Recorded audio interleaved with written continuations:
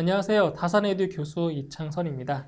자, 이번 시간에는 연기의 성상에 대해서 같이 한번 알아보도록 하겠습니다. 자, 여러분, 연기라고 하면은 제일 먼저 떠오르는 게 무엇이 있을까요? 연기. 연기라고 생각하면 굴뚝이 제일 먼저 떠오르지 않나요? 굴뚝. 굴뚝에서 이렇게 수직으로 이렇게 나오는 그 연기들. 그죠? 근데 이제 우리가 이제 공부하고자 하는 그 연기는 굴뚝에서 나오는 연기는 아니고 이제 화재가 발생했을 때 발생하는 그 유독가스 같은 뭐 그런 연기를 이제 한번 다뤄보는 겁니다. 그래서 이제 연기, 즉 영어로 하면은 스모크죠, 그죠? 연기 스모크. 그래서 정의를 한번 보시게 되면 뭐 정의가 그렇게 뭐 중요한 건 아니에요. 연기의 정의는 그냥 참고로 아시면 되는데, 자 가연물 중에서 완전 연소되지 않은, 그러니까 결국 불완전 연소가 된다는 얘기죠. 불완전 연소가 된 고체 또는 액체에 밀입자 아주 작은 그 밀입자 말하는 거죠. 밀입자가 이렇게 공기 중으로 떠돌아다니는 상태, 이제 그것을 연기라고 하는 거죠, 연기. 그러니까 우리 눈에 보이는 것, 그죠? 그래서 연소 생성물이 눈에 보이는 것을 바로 연기라고 정의를 내리고 있어요. 그래서 연기를 하면 뭔지 아시잖아요, 그죠? 연기. 그리고 자 수직으로 연기가 이동하는 속도, 수직이라는 것은 이렇게 위로 가는 거잖아요, 위로, 그죠? 수직으로 연기가 이동하는 속도는 수평으로 이동하는 속도보다 어때요? 더 빨라요. 옆으로 가는 속도보다 더 빠르다는 거죠. 이거는 이제 좀 이따 할 거예요, 속도는. 그리고 연기 중에서 액체 밀입자에게만 바로 보다 유독성이라는 독성이 있다라는 거고요. 그리고 연기는 대류에 의해서 전파가 돼요. 대류는 이제 열 전달의 종류에서 할 거예요. 이건 또 다룰 거예요. 그래서 연기는 대류에 의해서 전파된다. 그래서 대류라고 하는 거는 보통 유체의 이동, 유체라고 하는 거는 기체 또는 액체를 말하는 거죠. 그래서 유체의 유동에 의해서 열 전달이 되는 것을 대류라고 하는 거죠. 자, 그 다음에 이제 연기에 문제점들이 있어요. 연기가 뭐 사람에 좋지는 않죠, 그죠? 좋지는 않아요. 항상 문제점이 발생하는데 그 연기의 문제점에 첫 번째로 시각적인 유해성이 있어요. 시각적. 자, 그래서 우리가 이제 화재가 발생했을 때 어떻게 돼요? 우리 피난을 해야 되잖아요, 그렇죠? 피난을 하는데 연기 때문에 앞이 보이지 않아서 피난에 어떤 지장을 받는 경우가 많잖아요. 그래서 시각적인 유해성으로는 가시거리 확보가 곤란하다. 앞이 안 보이잖아요, 연기가 짙으면. 그 다음 심리적인 유해성이다. 자, 심리적으로 연기가 앞에 이제 많이 발생하면 어떻게 돼요? 어떤 불안감이 먼저 오잖아요, 그렇죠? 불안감. 그래서 심리적인 유해성도 자 있다라는 거고요. 그 다음에 제일 중요한 거예요. 생리적인 유해성. 자, 우리 화재가 발생했을 때 가장 많은 자, 사망의 원인이 뭔지 아세요? 화재 발생했을 때 뭐 불에 타서 뭐 죽는다 이런 것보다 바로 질식사. 연기, 유독가스에 질식이 돼서 거의 다 사망을 하는 거예요. 그래서 생리적인 유해성이 뭐예요? 연기가 폐 속으로 유입되면 혈압 강화로 혈액순환 장애와 장기간 노출로 뇌신경이 손상된다. 결국은 질식에 의한 사고가 제일 많습니다. 화재가 발생했을 때. 그래서 그 연기의 문제점 크게 세 가지로 보시면 돼요. 시각적인 유해성, 그다음 심리적인 유해성, 그리고 가장 중요한 생리적인 유해성들이 있다라는 거 기억해 두시고요. 자, 그 다음에 연기의 이동 속도입니다. 이거 중요해요. 엄청 중요해요, 이거. 연기의 이동 속도. 자, 좀 전에 말씀드렸죠? 연기의 이동은 수직으로 이동할 때의 속도가 수평으로 이동할 때의 속도보다 더 빠르다라고 했어요. 그쵸? 그래서 수평 방향으로 이동할 때는 속도가 초당 0.5에서 1m 정도입니다. 이 수치 기억하셔야 돼요. 수평 방향으로 이동할 때는 초당 0.5에서 1m 정도의 속도로 움직이고요. 이동하고요. 자, 수직 방향인 경우에는 어때요? 초당 2에서 3m의 속도로 연기가 이동을 합니다. 어때요? 더 빠르잖아요. 그렇죠? 빨라요? 거의 3배에서 4배 정도 빠르잖아요. 3배에서 4배 정도. 자, 그런데 더 빠를 때가 있어요. 어디냐? 계단실. 자, 계단실에서의 수직으로 이동하는 속도는 더 빨라요. 그러니까 왜냐면 계단실 같은 경우는 어때요? 이게 바깥에 실외인 경우랑 계단실을 비교해 보세요. 어디가 더 이게 밀폐되어 있어요? 바로 계단실이죠. 자, 계단실이 그만큼 더 밀폐되어 있기 때문에 수직으로 이동하는 속도가 더 빨라요. 실외보다. 그래서 계단실 내에서의 수직 방향으로 이동했을 때 속도는 초당 3에서 5m 정도 됩니다. 요 세 가지 수치들 있죠. 세 가지 수치들 반드시 이거 기억하셔야 됩니다. 반드시. 그래서 연기의 이동 속도가 이렇게 되고요. 자, 그 다음에 이제 연기의 농도 표시법. 연기. 우리 연기를, 자, 연기가 만약에 되게 짙다, 옅다라고 할 때 우리가 어떻게 얘기하냐면은 연기의 농도로 우리는 얘기를 해요. 농도가 얼마큼 되는지. 그래서 이 연기의 농도 표시법은 크게 두 가지가 있어요. 그래서 절대 농도가 있고요. 상대 농도가 있는데, 자, 이 중에서 뭐 더 중요한 걸 따지자면은 바로 이 상대 농도가 더 중요해요. 둘 중에 주기준을 따진다고 한다면. 그럼 먼저 절대 농도를 보시면 절대 농도에도 두 가지로 나눌 수가 있죠. 중량 농도법과 그리고 입자 농도법. 그래서 이 중량, 자, 중량이라고 하는 건 뭐예요? 중량은 무게죠, 무게. 그죠? 무게. 입자라고 하는 건 입자를 얘기할 때는 입자 몇 개다. 개수를 우리가 얘기를 하잖아요. 그래서 중량 농도법 같은 경우에는 단위 최적, 부피죠, 부피. 단위 최적 중에 포함되어 있는 입자의 중량으로 비교를 한다는 거죠. 완전히 이건 절대적으로. 그죠? 어떤 일정한 그 최적, 단위 최적 안에 있는 그 입자의 무게, 중량으로 비교하는 거예요. 그래서 단위가 세제곱미터 퍼 뭐 킬로그램이다. 아니면 세제곱 센티미터 퍼 그램이다. 이런 식으로 단위 최적당 중량으로 표시를 해줍니다. 자, 그 다음에 입자 농도법은 똑같아요. 단위 최적 중에서 포함되어 있는 입자의 개수. 입자가 몇 개냐. 그죠?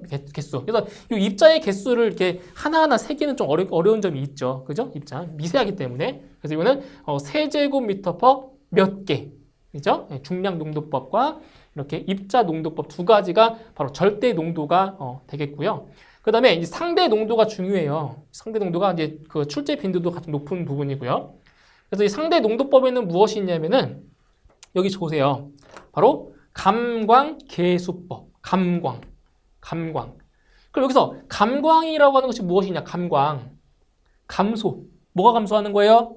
빛광자, 그죠? 빛이 감소하는 개수를 말하는 거예요. 감광계수라고 하는 것이. 그래서 보시면 감광계수란 연기 농도가 증가함에 따라 감소된 빛의 양을 의미한다. 그죠? 그러니까 연기의 농도가 짙으면 짙을수록 어때요? 빛이 감소하겠죠. 그죠? 들어오는 빛이 차단되잖아요. 연기가 짙으면. 그죠? 그래서 연기 농도가 증가함에 따라 감소된 빛의 양을 바로 감광계수라고 하는 거죠. 감광계수. 그죠? 그래서 연기 농도가 진하면 연기 속의 입자들에 의해서 빛이 차단되기 때문에 가시거리가, 그죠? 앞에 볼 수 있는 거리를 말하는 거죠. 가시거리가 짧아져서 감광계수는 뭐하다? 증가한다는 거예요. 그래서 감광계수가 크면 클수록 그 연기의 농도가 진한 겁니다. 맞나요? 감광계수가 크면 클수록 연기의 농도는 진한 거예요. 그래서 여기 표를 한번 보세요. 표. 이거 중요한 겁니다. 감광계수와 가시거리. 그리고 그 감광계수에 따른 그 상황 있잖아요. 상황. 요 상황도 같이 좀 암기를 해 두셔야 돼요. 그래서 요 내용을 좀 보시면 일단 감광계수가 0.1이다. 뭐 단위는 그 미터의 마이너스 1승입니다. 그죠? 단위는. 그래서 감광계수가 0.1일 경우에는 가시거리가 20m에서 30m까지 보여요. 그러니까 그만큼 연기가 그렇게 많이 진하지 않다는 얘기죠. 그죠? 20에서 30m까지 보여요. 그럼 이때는 어떤 상황이냐? 자, 감광계수가 0.1일 때는 그 연기 감지기가 작동할 정도, 연기 감지기가 작동할 정도의 그런 농도입니다. 0.1인 경우. 그 다음 감광계수가 0.3일 때는 가시거리가 한 5m 정도밖에 안 돼요. 5m까지밖에 못 봐요. 가시거리가 5m. 이때의 상황은 건물 내부에 익숙한 사람이 피난할 때 약간 지장을 느낄 정도의 농도예요. 그죠? 건물 내부에 익숙한 사람은 그 길을 잘 알잖아요. 길을 잘 알지만 피난에 약간 지장을 느낄 정도의 농도 0.3이에요. 감광계수 0.3. 그 다음에 감광계수가 0.5. 자, 0.5일 때는 가시거리는 얼마예요? 3m입니다. 3m까지밖에 안 보여요. 3m. 이것은 약간 어두운 것을 느낄 정도의 농도다. 어두움을 느낄 수 있는 정도. 그 다음 감광계수가 1일 때는 가시거리가 1에서 2m 정도가 되고요. 이제 거의 눈앞까지밖에 안 보이네요. 이만큼 1에서 2m. 거의 앞이 보이지 않을 정도의 농도죠. 그죠? 거의 앞에 안 보인다는 얘기예요. 그 다음 감광계수가 10일 경우에는 가시거리가 0.2에서 0.5m. 그러니까 결국 20cm에서 50cm까지밖에 안 보이는 거죠. 일단 이만큼. 그죠? 이만큼밖에 안 보여요. 그래서 화재 최성기 때의 농도입니다. 화재 최성기 때, 최고로 올라갔을 때 최고점. 최성기 때의 농도고요. 유도등이 안 보여요. 그죠? 피난 유도등이 안 보일 정도의 농도라는 거예요. 그 다음 감광계수가 30이다. 이거는 거의 가시거리도 없어요. 안 보여요, 아예. 그래서 출하실에서 연기가 분출할 때의 농도다. 이렇게 해서 감광계수, 그리고 그 감광계수에 따른 가시거리, 그리고 그때의 상황까지 이렇게 하나씩 잘 매치를 하셔야 돼요. 뭐 이렇게 크로스로 막 물어볼 때가 있어요. 크로스로. 네? 그래서 요 각각 감광계수와 가시거리, 그때에 맞는 상황까지 이렇게 좀 잘 매치하셔가지고 암기하셔야 될 내용입니다. 자, 그 다음에 이제 연기를 이동시키는 요인들. 자, 연기가 그럼 왜 이동을 해요? 왜? 연기가 왜 이동을 할까요? 연기. 여러 가지 요인들이 있겠죠. 그죠? 있는데, 자, 첫 번째 요인은 무엇이냐면, 바로 팽창력. 그러니까 팽창이라고 하는 것은 이렇게 커지는 거예요. 팽창. 수축에 반대죠. 그죠? 팽창한다고요. 그래서 화재실 내의 온도 상승. 그러니까 화재가 발생하면은 그 화재실의 온도가 급격하게 상승하잖아요. 그죠? 그래서 화재실 내의 온도 상승에 따른 최적의 팽창. 그죠? 부피가 팽창한다고요. 팽창. 그래서 팽창으로 압력이 높아져서 연기가 유동한다는 거예요. 압력차로. 그죠? 그러니까 압력 같은 경우는 압력이 높은 곳에서 낮은 쪽으로 이렇게 이동하는 것처럼 압력이 높아져서 연기가 이동한다는 거예요. 팽창력에 의해서.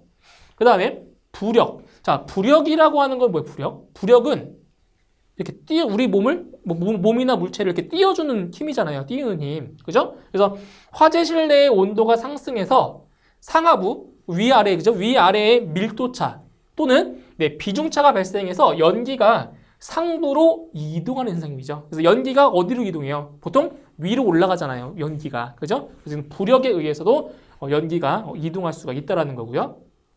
그 다음, 제일 중요한 겁니다. 연돌 효과 또는 굴뚝 효과라고 하죠. 굴뚝. 그래서 아까 제가 처음 그 강의 시작할 때 저기 말씀드렸잖아요. 연기하면 떠오르는 게 뭐라고요? 굴뚝이 제일 먼저 떠오르잖아요. 연기가 바로 그 굴뚝처럼 이렇게 위로 수직으로 이렇게 상승한다는 얘기예요. 연돌 효과라고 하는 것이. 그래서 이 연돌 효과의 가장 근본적인 원인은 뭐냐면 건물 내외, 건물 안쪽과 건물 바깥의 어떤 차? 온도차. 온도. 그렇죠? 온도차에 의한 밀도. 자, 온도차에 의해서 밀도의 차이가 발생하기 때문에 기류가 위로 이동한다는 거예요. 그래서 고층 건물일수록 연돌 효과가 제일 크게 나타나요. 고층일수록 저층보다 고층일 때 연돌 효과가 가장 크게 나타납니다. 뭐 그 밖에 또 뭐가 있어요? 바람이죠. 뭐 바람이 불면 당연히 연기가 이동하겠죠. 바람이 부는 방향으로. 그죠? 그래서 건축물 외부의 바람이 건축물 내로 유입되어 연기 이동에 영향을 준다. 그죠? 바람 같은 경우. 그 다음에 공조설비.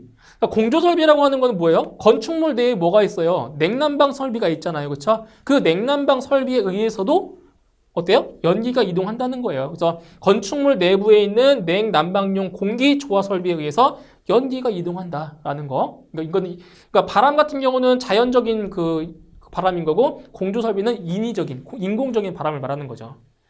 그 다음 여섯 번째로는 자 피스톤 효과. 자 피스톤 같은 경우는 어떻게 돼요? 피스톤은 왔다 갔다 하잖아요. 왔다 갔다 하잖아요. 피스톤이. 그죠? 이렇게 왔다 갔다. 이런 효과인데, 결국 건축물 내에 뭐가 있어요? 건축물 내부에 승강기, 엘리베이터 있죠? 엘리베이터가 위아래로 왔다 갔다 하면서 이 엘리베이터가 바로 피스톤의 역할을 하는 거예요. 그래서 피스톤 역할을 하면서 바로 연기를 이동을 시킨다는 거죠. 그죠? 승강기가. 그래서 건축물 내부의 승강기가 피스톤과 같이 이동하며 연기의 유동이 발생한다. 이런 것들이 있다는 거죠. 그래서 연기를 이동시키는 가장 중요한 요인은 이겁니다. 연돌 효과, 스택 이펙트. 예, 꼭 기억해 주시면 돼요. 자, 그 다음에 자 이제 연돌 효과 중요하다고 했죠. 그 연돌 효과를 조금 더 이제 깊게 들어가 보면 자 일단 근본적인 원인이 뭐라고요? 근본적인 원인, 굴뚝 효과가 발생하는 원인. 건물 내 외부의 어떤 차에 의해서? 온도차, 그죠? 건물 내 외부의 온도차에 따라서 공기가 흐르는 현상이에요. 연돌 효과가. 그래서 이 굴뚝 효과라고 하는 것은 어디에서? 바로 고층 건물에서 더 잘 나타납니다. 고층 건물일수록. 그죠? 그리고 평상시 건물 내의 기류 분포를 지배하는 중요한 요소라고 했죠. 그죠? 중요 요소이며 화재 시 연기의 이동에 큰 영향을 미친다고요. 가장 큰 영향을 미치는 게 바로 이 연돌 효과입니다. 그리고 건물 외부의 온도가 내부의 온도보다 높은 경우에, 그죠? 저층부에서는 내부에서 외부로 공기의 흐름이 생긴다라는 거 해두시고요. 그 다음 참고사항으로 연기 거동 중 굴뚝 효과와 관계 있는 것, 요 세 가지 잘 보셔야 돼요. 일단 건물 내외의 온도차라고 했고요. 그리고 화재실의 온도, 그리고 건물의 높이. 그래서 고층 건물일수록 연돌 효과, 굴뚝 효과가 더 잘 발생한다고 했어요. 그죠? 자, 그 다음에 이제 그 재연 방법. 자, 이제 연기가 발생을 했어요. 그럼 그 연기가 발생하면은 그거를 그냥 두나요? 아니죠. 연기를 내보내야죠. 바깥으로. 그죠? 그 연기를 제거하는 방법. 재연, 연기를 제거하는 방법이에요. 그래서 연기를 제거하는 방법에는 크게 세 가지가 있어요. 자, 희석하는 거. 그러니까 희석이라고 하는 거는 그 농도를 약간 묽게 만드는 거죠. 희석. 그리고 배기. 배기는 아예 연기를 외부로 내보내는 거. 그 다음에 차단. 차단은 어떠한 일정한 구역에 연기가 들어오지 못하도록 막는 거. 차단. 그러니까 예를 들어서 뭐가 있어요? 차단 같은 경우는 우리가 쉽게 볼 수 있는 그 방화문, 방화 셔터. 그죠? 이런 것들이 있죠. 차단하는 방법. 그래서 희석이라고 하는 거는 말 그대로 연기의 농도를 묽게, 옅게 만드는 건데 외부로부터 신선한 공기를 대량 불어넣어서 연기의 양을 일정 농도 이하로 낮춰주는 것. 이것을 희석이라고 합니다. 희석. 그 다음에 배기라고 하는 거는 말 그대로 뭐 하는 거야? 연기를 배출시키는 거. 외부로. 그래서 건물 내의 압력차에 의해서 연기를 외부로 배출시키는 것을 배기라고 하고요. 배기. 그리고 차단이라고 하는 거는 연기가 일정한 장소 내로 들어오지 못하도록 막는 것, 차단시키는 것. 그죠? 이렇게 해서 재연 방법에는 크게 세 가지가 있어요. 희석과 배기, 그리고 차단. 이러한 것들이 있다는 거 기억해 주시면 됩니다. 자, 그 다음으로 이제 열 전달. 자, 열 전달의 종류를 볼게요. 자, 열 전달은 크게 세 가지 있죠. 세 가지. 열 전달 방법은. 그래서 전도의 방법이 있고요. 전도, 그리고 대류, 그리고 복사. 이렇게 세 가지가 있어요. 이거는 이제 과학 시간에 이제 많이 이제 공부했던 그런 내용들이에요. 과학 시간에 했던 거. 그래서 내용을 한번 볼게요. 자, 보세요. 열 전달은 온도 차에 의해 높은 온도에서 낮은 온도로 이동하는 현상으로, 자, 보세요. 자, 열은 높은 온도에서 어디로 이동해요? 낮은 온도로 이동하는 거죠. 절대로 낮은 온도에서 높은 온도로 이동할 수가 있다, 없다? 없어요. 아시겠죠? 높은 온도에서 낮은 온도까지 이동하는데 언제까지 이동해요? 언제까지? 언제까지 이동해요? 두 온도가 같아질 때까지, 평형 상태가 될 때까지 이동합니다. 열은. 그죠? 그래서 열 전달 메커니즘을 보면 온도차, 부력차에 의해서 생기는 현상으로, 자, 무엇이 있다고요? 열 전달의 종류에는 전도와 대류와 복사. 세 가지입니다. 전도, 대류, 복사에 의해서 발생을 합니다. 그래서 전도는 벽을 통하여 발생하고, 대류는 벽과 화염 사이에서 일어나며, 복사는 멀리 떨어진 공간으로 이동한다 라고 해서, 이 전도 같은 경우에는 보통 고체 물질을 통해서 발생할 수 있고요. 이 대류 같은 경우에는 보통 그 유체의 유동에 의해서 열 전달이 돼요. 그래서 유체라고 하면 뭐가 있어요? 기체나 액체가 있죠, 액체. 그죠? 유체의 유동에 의해서 이렇게 대류가 일어나고요. 이제 복사. 이 복사는 이건 매질이 없어요. 잘 보세요. 전도는 고체라고 했죠. 고체. 대류는 유체, 기체나 액체라고 했어요. 그런데 이 복사는 매질이 없어요. 매체. 그러니까 이 매질 없이, 매체가 없이 그냥 그 복사 에너지 있죠. 전자기파를 통해서 열이 방출되는 거예요. 매질이 없다고요. 복사는. 그래서 여기서 이 세 가지의 그 열 전달의 종류 세 가지를 자, 하나씩 한번 살펴보도록 할게요. 자, 먼저 자, 전도입니다. 전도. 전도. 자, 여기 내용을 한번 쭉 보시면 자, 기체, 액체, 고체에서 일어나는 분자 진동에 의한 열 에너지 이동. 그래서 이걸 뭐냐? 바로 푸리에의 열 전도 법칙이라고 우리가 설명할 수 있어요. 푸리에의 열 전도 법칙. 그래서 열 에너지가 균등하게 되기 위해 뜨거운 부분에서 차가운 부분으로 열이 이동하며 고체 및 정지된 유체에서 발생할 수 있다는 거죠. 그래서 이 정지된 유체도 돼요. 아까 그 전도 같은 경우에는 유체가 이동할 때 발생한다고 했잖아요. 그죠? 그래서 정지되어 있는 유체에서도 전도 현상이 발생할 수 있다는 거죠. 전도. 그래서 뜨거운 커피잔에 담긴 금속 숟가락에 노출된 끝은 전도에 의해서 뜨거움을 느끼며 전도는 순수한 금속 고체에서 가장 현저하게 일어난다. 자, 이게 뭐냐면 우리 일상생활에서 우리가 접할 수 있어요. 여기에 자, 보세요. 자, 여기 어떤 그 잔이 있다라고 했을 때 자, 여기 뜨거운 커피가 들어있대요. 뜨거운 커피가. 그럼 여기 뜨거운 커피에다가 그 스푼, 그죠? 숟가락. 이렇게 숟가락을 이렇게 담아놨어요. 담아놓으면 자, 일정 시간이 지나면 어때요? 이걸 만지면 뜨거움을 느끼죠.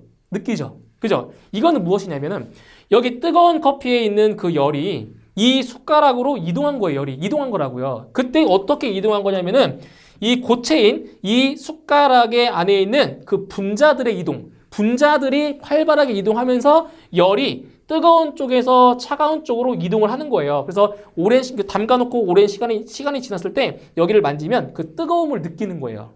직접 이 뜨거운 물을 안 만져도 이 스푼을 통해서 그 뜨거움을 우리가 알 수 있다는 거죠. 이게 바로 대표적인 그 전도의 현상인 거예요. 전도 현상. 아시겠죠? 전도.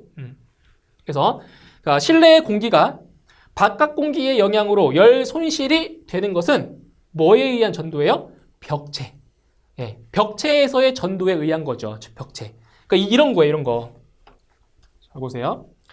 자, 여기에 지금 예를 들어서 자, 여기가 뭐 한 그 실내라고 할게요. 실내가 있고 여기가 지금 외벽이에요. 외벽. 여기가 지금 외벽이에요. 외벽. 그럼 여기 이 실 바깥에는 어때요? 여기는 차가운 공기가 있고요. 그 실내에는 그래도 따뜻한 공기가 있잖아요. 따뜻한 공기가 있어요. 근데 자, 시간이 지나면 이 외부에 있는 그 차가운 공기가 이 외벽을 통해서 안으로 이렇게 들어오기 때문에 어떻게 돼요? 이 실내의 공기가 점점 추워진다고요. 차가워진다고요. 그게 뭐냐? 바로 이 외벽을 통한 전도에 의해서 이 안에 있는 공기가 어떻게 된 거야? 식는 거라고요. 식는 거. 이게 바로 전도. 그러니까 정확히 말하면 자, 아까 들었듯이 높은 쪽에서 낮은 쪽으로 간다고 했잖아요. 즉, 이 안에 있는 실내에 있는 따뜻한 공기가 그 실외에 차가운 공기 쪽으로 열이 이렇게 이동을 한 거죠. 맞나요? 그러니까 차가운 공기가 들어온 게 아니라 안에 있는 따뜻한 공기가 이 외벽을 통해서 이렇게 바깥으로 열이 전달된 거예요. 그래서 겨울철에 더 추운 거죠, 실내가. 이런 게 바로 전도의 일종이라고 볼 수 있어요. 자, 그럼 이 밑에 보시면 전도에 의한 그 열량. 자, 열량을 구하는 공식이 있죠? 뭐예요? L분의 K 곱하기 A 곱하기 T2-T1입니다. 그래서 요 L이라고 하는 것은 우리가 지금 얘기하는 벽체라고 했을 때 그 벽체의 두께입니다. 두께. 네. 두께예요. 두께. 그리고 요 K는 바로 열 전도율입니다. 열 전도율. 이 열 전도율 같은 경우는 물질마다 다 고유한 값이 있겠죠. 고유한 값이. 그러니까 쇠랑 나무랑 플라스틱 다 이 열 전도율이 같을 수는 없겠죠. 다 달라요. 그죠? 물질별로. 그리고 A는 바로 단면적. 그러니까 이런 거예요. 이거를 이제 도식화를 해보면 이런 거죠. 도식화를 해보면 자, 여기에 이렇게 외벽. 자, 이게 외벽이랄게요. 외벽. 그리고 여기가 좀 더 따뜻한 공기.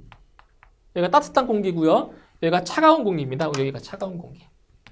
그죠? 자, 차가운 공기예요. 그러면은 열은 어디서 이동한다고? 열은 따뜻한 곳에서 차가운 쪽으로 열이 이렇게 이동한다고요. 맞나요? 열. 그래서 이 공식에 보시면은 그 L이라는 그 값이 어디예요? 바로 이거 벽체 여기 요거의 두께, 두께가 L인 거예요. L. 그죠? 그리고 이제 K는 뭐 열 전도율이니까 이제 고유한 값이고요. 고유한 값. 그리고 이제 단면적. 단면적은 여기 외벽. 여기 이제 외벽. 이 면적. 이 면적이 A의 값이에요. A의 값. 그죠? A의 값. 그리고 T2-T1이다? 그럼 어디가 T2게요? 어디? 여기가 T2죠. 높은 쪽의 온도. 여기가 낮은 쪽 온도 T1이 되겠죠. T1. 그죠? 그래서 T2 빼기 T1, 즉 온도차.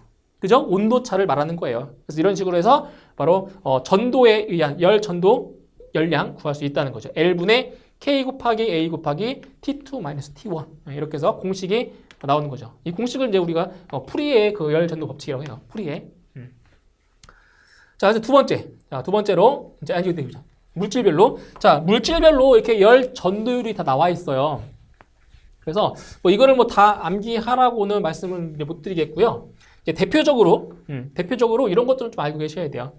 그 알루미늄의 그 열 전도율이 대략적으로 한 237 정도가 돼요.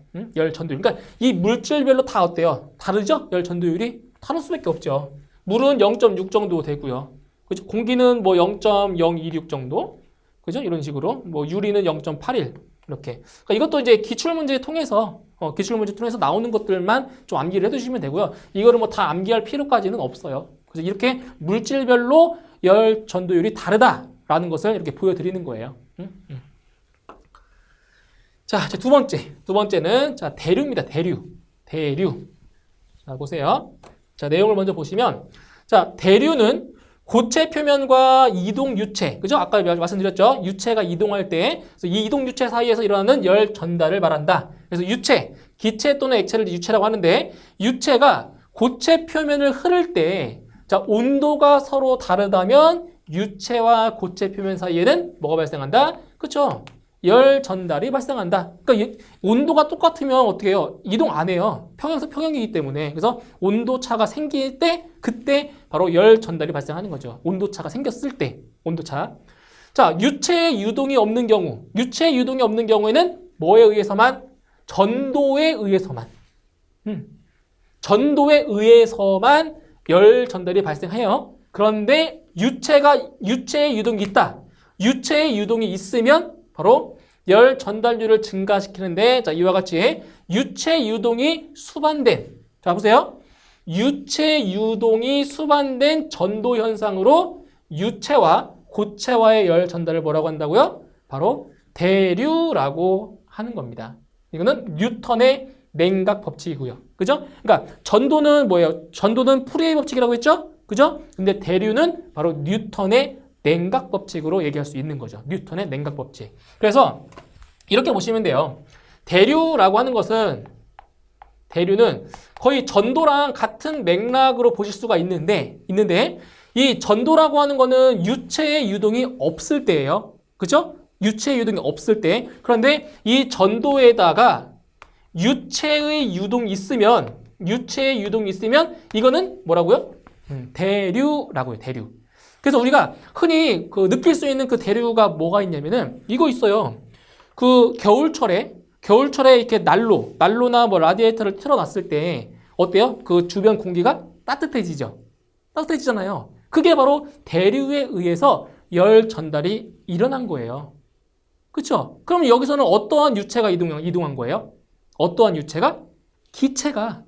그죠? 따뜻한 공기가 이렇게 이동해가지고 그 실 전체가 따뜻해지는 거잖아요. 그게 이제 대표적인 대류 현상이라고 볼 수 있는 거죠. 그죠? 대류. 자, 그래서 여기서 뭐가 있냐면 또 이제 대류 열 에너지, 대류 열량. 이게 있어요. 대류.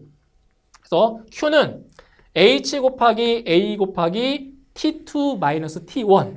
자, 해서 요 H의 값은 대류 열 전달 계수라고 하고요. 그죠? 대류 열 전달 계수라고 하고요. A는 대류 면적이고요. T2-T1은 온도차입니다. 온도. 그죠? 고온에서 저온을 빼면 되겠죠. 온도 차니까. 고온 빼기 저온. 자, 이렇게 해서 대류 열 에너지도 구할 수가 있어요. 이렇게. 근데 뭐 이런 문제들은 이제 어디서 출제가 되냐면은 소방 원론에서는 이런 계산 문제가 안 나와요. 안 나오고 이제 기계 분야를 이제 준비하시는 분 있잖아요. 기계 분야를 준비하시는 분들은 그 소방 유체역학에서 이런 계산하는 문제들이 출제가 되고 있어요. 그죠? 그래서 소방 원론에서는 이런 공식은 안 나온다. 예, 참고 삼아서 자, 알고 계시면 되겠어요. 자, 그다음 이제 마지막으로 뭐가 있어요? 복사. 그죠? 복사가 있습니다. 복사. 자, 복사 같은 경우는 대표적인 게 뭐가 있냐면은 우리가 그 바깥에 나가서 딱 서 있으면 어때요? 따뜻하죠? 왜 따뜻한 거예요? 뭐 때문에? 태양 때문에. 자, 태양이 우리한테 그 따뜻함을 줄 때 어떤 매질을 통해서 주는 것이 아니라 바로 복사 에너지 때문에 우리가 그 따뜻함을 느끼는 거잖아요. 엄청나게 멀리 떨어져 있는데도 불구하고 우리는 따뜻함을 느껴요. 그것이 바로 복사 열 전달이라는 거죠. 자, 보세요. 자, 복사 에너지는 물체 표면을 통해서 방출되죠. 그죠? 그러니까 예를 들어서 태양 같은 경우는 그 태양의 표면에서 방출되는 거예요, 열이. 그죠? 그래서 이 에너지는 물체 내부 영역으로부터 경계 표면으로 뭐가 된다? 공급된다는 거죠. 그래서 물체 표면에 입사되는 복사 에너지는 물체 내부 깊숙이 침투되면서 흡수된다. 그래서 자, 전도와 대류는 열 전달 매체가 있었죠. 전도는 뭐였어? 전도는 고체나 이동하지 않는 유체. 그죠? 이게 열 전달 매체였고요. 그리고 대류 같은 경우에는 이동하는 유체가 바로 열 전달 매체였죠. 그런데 지금 보세요. 전도와 대류 현상이 발생하지만 복사는 물질 매질에 상관없는 전자파 방식의 에너지 방출로 이거는 매질 없이 바로 열 전달이 일어난다는 겁니다. 그래서 가열된 물질과 떨어져 있는 물체에 열을 전달하는 방법이라는 거죠. 그죠? 복사 에너지가 방출됨으로써 바로 우리가 열을 받을 수가 있는 그러한 형태입니다. 그래서 여기 식을 보세요. 자, 식을 보시면은 복사 에너지죠. Q. 복사 에너지는 시그마 곱하기 A 곱하기 T의 4제곱. 자, 이거 중요해요. 이거 4제곱이라는 거, 이거 4제곱. 상당히 중요합니다. 그래서 이 복사 같은 경우에는 이제 무엇으로 얘기할 수가 있냐면은 바로 스테판 볼츠만 상수 있죠. 스테판 볼츠만 상수 시그마 요거 스테판 볼츠만 상수로 얘기할 수 있어요. 그래서 요 A라는 값은 이제 받는 단면적이고요. 요 T가 절대 온도가 되는 겁니다. 그래서 이 복사에서 중요한 건 무엇이냐면은 이 복사 에너지. 그래서 복사체에서 발산되는 복사 에너지, 복사열은 바로 복사체의 절대 온도, 이 T가 절대 온도잖아요. 그죠? 절대 온도의 몇 제곱이다? 절대 온도의 4제곱에 비례한다는 거 상당히 중요한 내용이에요. 그래서 복사 에너지는 절대 온도의 몇 제곱? 4제곱에 비례한다. 이거 상당히 중요한 내용입니다. 아시겠죠? 4제곱에 비례한다. 4제곱에 비례한다. 꼭 기억하셔야 돼요. 그래서 복사 에너지는 절대 온도의 4제곱에 비례한다. 자, 이렇게 해서 열 전달의 종류 몇 가지 배웠어요? 몇 가지? 네, 3가지를 같이 보았습니다. 자, 이렇게 해서 자, 이번 시간에는 이제 연기의 성상과 그리고 열 전달의 3가지 종류에 대해서 공부를 해봤고요. 저는 다음 시간에 다른 내용을 가지고 다시 뵙도록 하겠습니다. 수고하셨습니다.